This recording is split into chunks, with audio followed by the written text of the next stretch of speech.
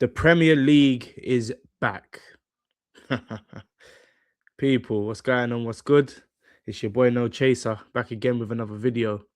It's my first pre-recorded video that I've done for some time, but it feels good, man. I'm glad that we're here. I'm glad the season's about to get underway, and I cannot wait for it. This is the start of Arsenal's defending, or as Arteta would say, attacking of the Premier League title. We're going to defend our Premier League title and attack a new Premier League title, and we're more than ready for it. Us Arsenal fans cannot wait. And what a way to kick off the season with an opener on Friday against Coventry. Today, we're going to do a match preview, looking ahead to that game. We're going to speak about the press conference that Arteta gave today. We're going to speak about what we think the lineup could be or would be. There's been a bit of news on a couple of players, so a few doubts going into this game, but we'll cover everything. And I'll share my lineup with you and see how it fares against the actual lineup tomorrow. So yeah, man. Just before we get started, I just want to say big up to everyone that's locked in so far. I do appreciate you all. We're going to keep running it up. You're going to see more and more of me, more and more of the podcast with my brother XB the Gunner. We're going to be doing solo videos, solo streams, watch alongs, as well as our podcast every week, every Tuesday. Should be around 10 p.m., give or take the time. It might change slightly, but yeah, more or less 10 p.m. every Tuesday. We're going live to review the games. When the Champions League kicks in, we might have to alter that slightly, but we'll let you guys know in advance anyway, depending on when we play. If we're playing on a Tuesday night, then we might do a stream straight after. If we're playing on a Wednesday night, then we might have to delay the stream and do it either Wednesday or Thursday. But either way, you'll be pre-notified. So just stay locked into the socials. Follow me on Instagram, nochaser__. Follow me on TikTok, NWA Styles. And make sure you subscribe to me on YouTube here, No Chaser NWA. But yeah, so that's the housekeeping done. So let's get into it, man. We're going to start with the press conference because Arteta said some words today, talking about the game ahead and a few little bits and bobs. So just bear with me 1 second. I'm going to get it up on the screen, and then we're going to go through it and have a read. All right, so you should be able to see it now. Cool. So let's get into it, man. First question is on how it feels to go into the season as champions. I feel good, different, hopefully better. I'm more excited than ever, hungrier than ever. I can't wait to start the Premier League at home in front of our supporters, have a great performance and win the match. On what it takes to retain the title, those teams have an incredible quality, which is to maintain the standards daily at the highest level. It is an opportunity that we have. I have no question that our players have that desire and the ambition to do that. Now is something that we have to earn and do daily. On signing a defender, we are really active in the market. I think I mentioned that a few days ago. The ambition is to improve the squad. We have a really specific issue in the backline, especially with the long-term injury of William Saliba and the fact that we miss one more defender. That's clear. So we are trying to reinforce that area. Whenever we're ready, we'll announce something. And he's obviously talking about Ezri Konsa. He can't say it yet because it's not official. But yeah, Ezri Konsa, here we go. We got that the other day. £51 million plus add-ons. And yeah, I welcome him, man. Welcome Ezri. Hopefully he'll be a good deputy to William Saliba because he's going to be playing for a while. Yeah, it's looking like Saliba's out for about 3 to 5 months, which could even be longer. We don't actually know the timeline, but that's just the rumours. So yeah, it's looking like Ezri Konsa is going to have to cement his place in this team for quite a while. Just quickly on that before I do continue, I've said before, like I really trust Mosquera. I really like Mosquera. But in my opinion, to trust him and to keep him in this side for such a long period is a bit of a risk, in my opinion, especially given that Timber's injured as well. We don't really know when he's coming back. I don't think we can really afford to lose Mosquera on top of the current defensive issues that we've got. So I think bringing in Ezri Konsa is it makes a lot of sense, and I think it's a good signing. He's got a lot of experience. He's 29 years old. He's played in the Champions League. He's just won the Europa League. So yeah, man, I look forward to him joining the boys. But yeah, that's just my little take on that. On if a signing is close, I'm always positive. I'm always confident. It's something that I cannot control. It doesn't depend just on us. So we are willing to improve that area, and we're going to try our best to achieve that. And the possibility of players leaving who have been here for a long time. It's a really, really tough moment. You need to face that reality, but you need to face it with real honesty and transparency, because when you are on the other side, that's exactly what you need. You might not like what you've been told, but if it's truthful, if it's the reality, if it's honest, and it's going to help you to make a better decision and have more clarity for the next steps in your career, you have to do that.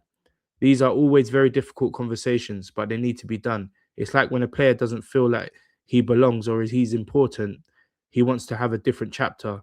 I think that communication has to exist, and it has to be both ways. We all know everything has a start and has an end.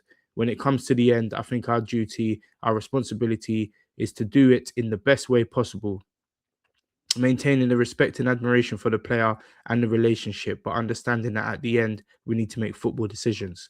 That's some big words there, man. Some very strong words. And without mentioning any names, he's clearly stating that it's the end of the road for a few players.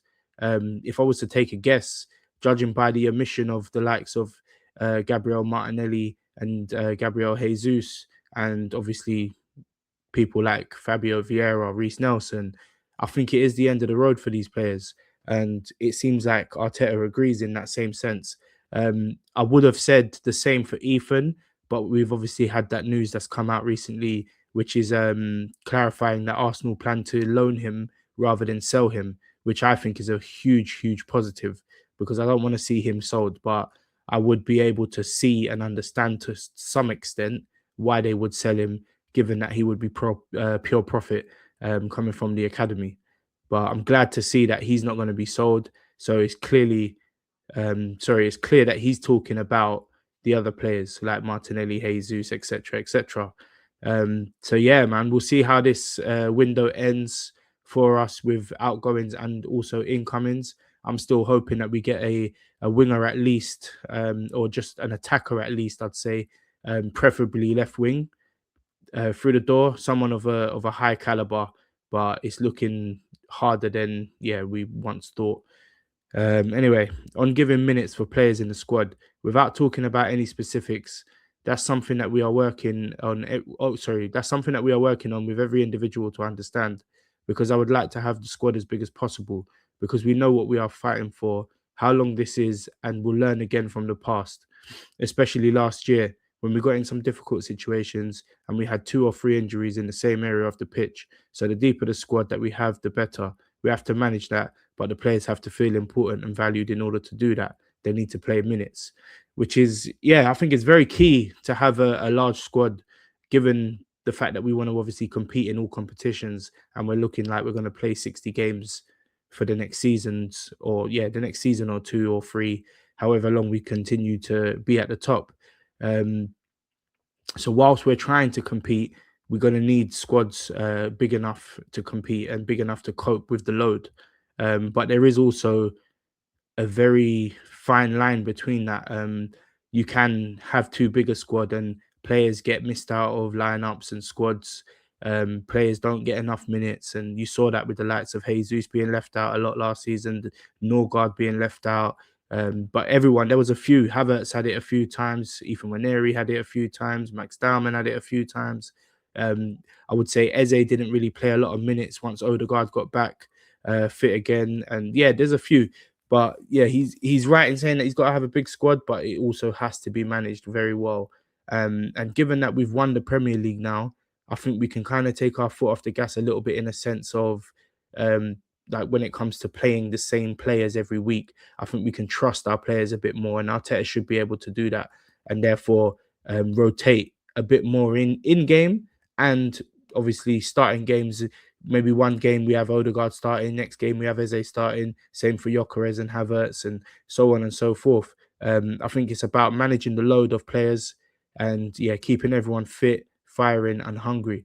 And if there is more pressure on the players this season, we need to breathe and we need to take this organically, because it's going to be a long marathon as well. What we need to show is that desire and ambition will be better than what we were last season.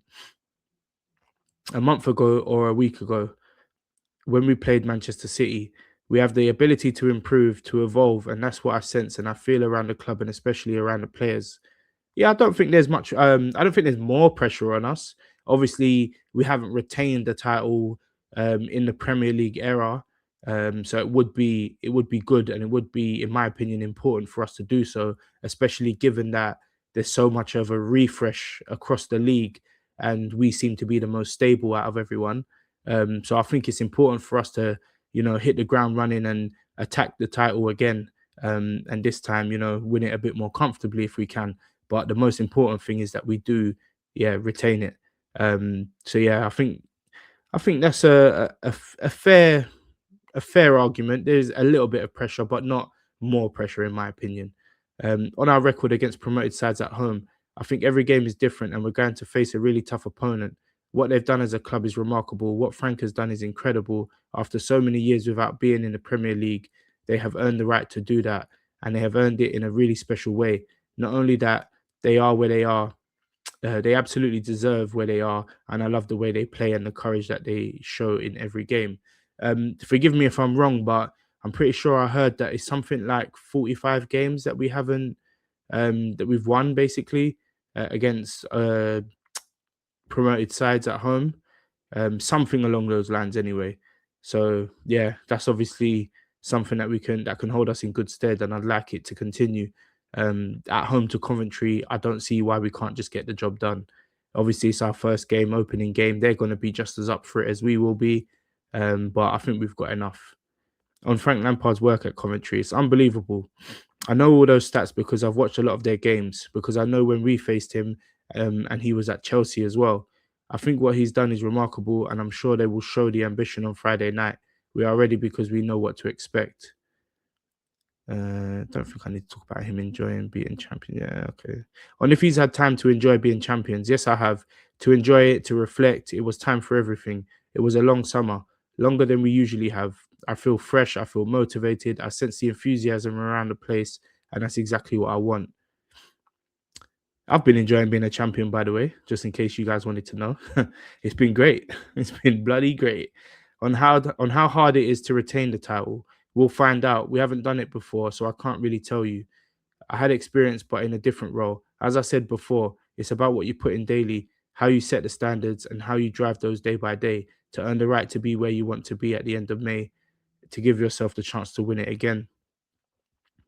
On why he and Lampard have been successful the past 12 months. Probably because we share the passion and the love for the game, and that's something that fulfills you as a person and it gives you purpose to your life. That's the reason I do what I do with the people that I do as well. And it gives me so much joy and happiness, and it's a part of my life that is really fulfilling, and I really enjoy it. Playing against me. Yeah, I'm going to talk about this. We're going to skip that Frank Lampard section. On Bukayo Saka and Declan Rice's availability, yes, they are ready to be involved. Yes. On if Timber can join the team training this week. No, I said in the next few weeks. He's not training with the group yet. So, yeah, we don't really know. He says in the next few weeks, but he said that before, and players have been gone for months. So I'm gonna hold fire on that um, Timber training shout, because I'm not too sure yet. Duh, duh, duh. On the competition winning Bruno, yeah, I don't really need to. I want to speak more about the game, man. He's kind of just given us an overview. What I do want to highlight though is on Miles Lewis Skelly being an Arsenal player at the end of the window, 100%. So that just shuts down any rumor or any potential of Miles Lewis Skelly leaving the club, whether it be on loan or sold. He's staying, and he's going to be playing a lot of games this season. And boy, am I glad, and I'm sure you are all glad also. Um, but yeah, he's kind of just talking about targets and being a bad seller, as in Arsenal. Yeah, I'm not really too sure about this stuff, people. I think that's kind of it. Um,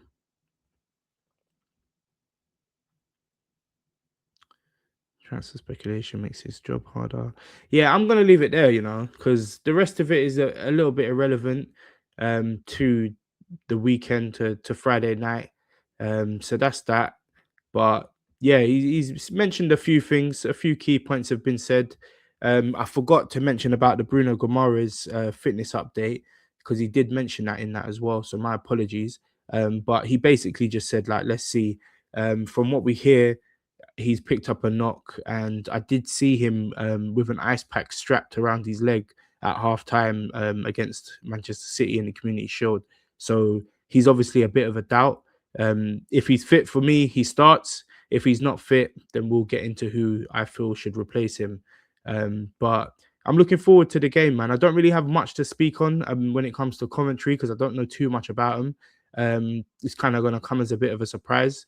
Obviously, we've seen Lampard before, and Arteta seems to have his number generally. So I don't expect any fresh ideas, but yeah, it should be a good game either way. When promoted sides come up, they do want to showcase their talents and show what they're made of early doors. So playing them in the opening game is going to be a bit of a somewhat difficult game, but we're at home, so I expect the crowd and the momentum of just winning the title and just beating Manchester City 3-0 the other day to kind of just see us through and get us over the line.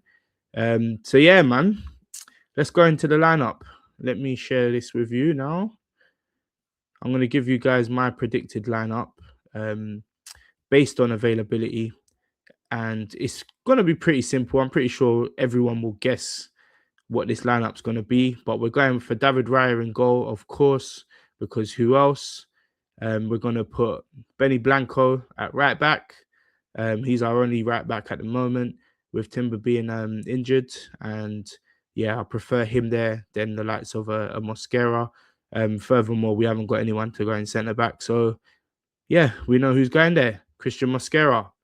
And then, of course, we've got the Wall of Brazil, our number 6, Gabriel Magalhaes.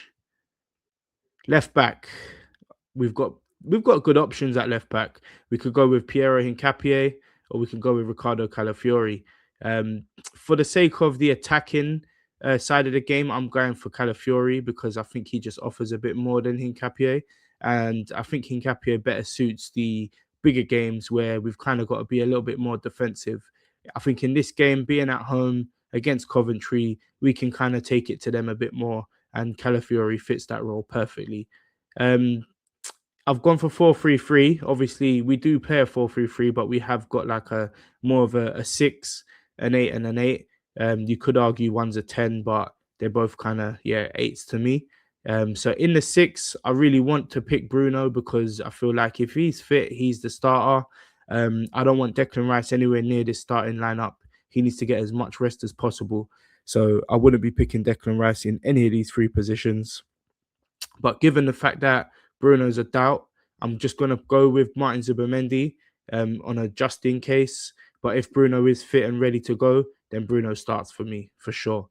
In the 8/10, we're going for Martin Odegaard. What a fantastic performance he had against Manchester City the other night. And to be fair, the game before that, he played really well in the minutes that he got as well. He just looks fresh. He looks revitalized. He looks like he's regained some weight, some confidence. And yeah, it looked, if we could see the Martin Odegaard that we saw in the Community Shield, which gave me flashes of 22-23 this season, then I think we'll have a good season, and I think so will he. So yeah, Martin Odegaard in the right 8/10 role. And in the left 8, you know who we're going with, people. Do I even need to say it? I do need to locate his name though. Mr. Miles Lewis Skelly. Since he's come into this midfield role, he's just been a revelation, and I don't see why he should come out of it right now. Let him enjoy his football. He's in a nice vein of form, rather, not rain, a nice vein of form, and he just needs to keep playing, if I'm being honest with you guys. Yeah, until the wheels fall off, Miles Lewis Skelly starts. Right wing, obviously, Bukayo Saka, from what Arteta is saying, he is fit and he is ready to be in contention, but he doesn't start for me. He doesn't need to start for me. So I'm going to trust Noni Madueke. Noni Madueke is a little bit underwhelming. He's got all the ability, all the talent, but I just think he doesn't really have it up here yet. I'm hoping that he can develop that this season and be a lot better, because I wouldn't mind him being one of the most improved players. Because if he is, that means we're going to get a good backup to Bukayo Saka. And I think it's going to take a little while for Bukayo Saka to really be up to speed. So we're going to have to count on Noni. this season. So yeah, I'm trusting in Noni, and I'm hoping that he has a really good game. I don't think he had a bad game against Manchester City the other night, but I do feel like he was just a little bit underwhelming, and didn't really do enough to convince me. But he maintains that spot. Max Dowman's too young. As much as I would play him, I just don't think it's very smart. And we're gonna have to save him for when we really need him. So yeah, Noni Madueke on the right. New signing, Christos Zolis is going in on the left. He looks a player. He looks so efficient, so intelligent, and he really does remind me of Trossard. I think he's got a little bit more pace than Trossard. He's left and right, just like Trossard. He can find a pass, he can shoot, and he's had a lot of involvement in the preseason, pretty much scoring or assisting in almost every game. And I know it's only preseason, but if that's all we've got to go by, then yeah, he's a welcome player. We welcome him with open arms. So yeah, Christos Solis on the left for sure. And up front, this is tricky because I don't know what to do. Um, I'll probably say go with Gyökeres. Havertz played against Manchester City in the Community Shield, and judging by the last few games that Havertz has had involvement in, it's been more the high-profile games, like Manchester City the other day, like the Champions League final, like the Carabao Cup final, like the game against Burnley, where we knew we needed to win and we just needed that sense of control.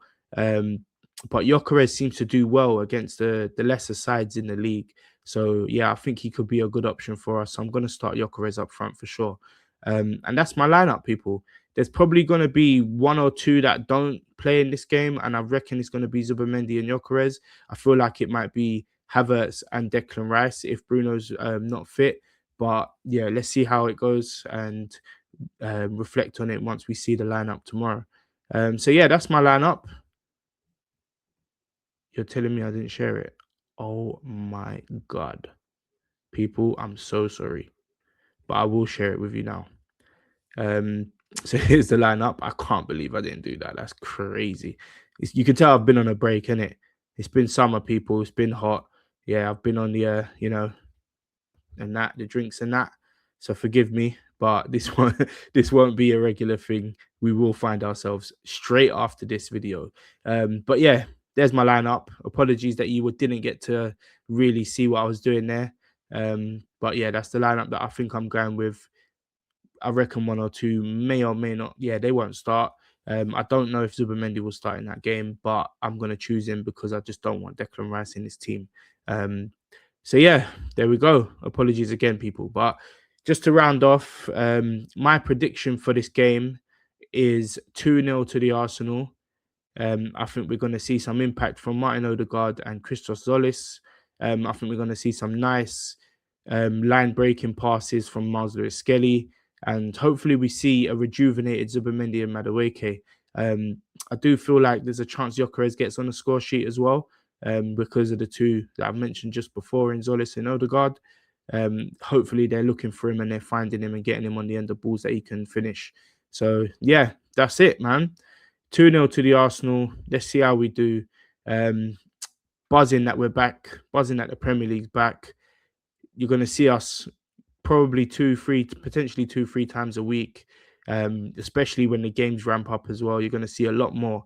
So yeah, make sure you lock in, like, comment, subscribe. And until the next time, people, I'm out.